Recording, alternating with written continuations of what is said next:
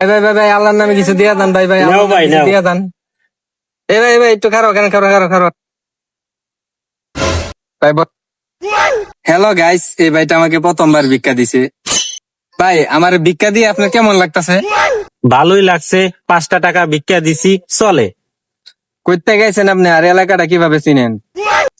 এই এলাকায় আমি নতুন আইছি, এই পদ্মা যাওয়ার সময় আপনারে আমি দেখছি, পরে আপনি ভিক্ষা চাইলেন, আপনারে আমি দিয়ে দিলাম।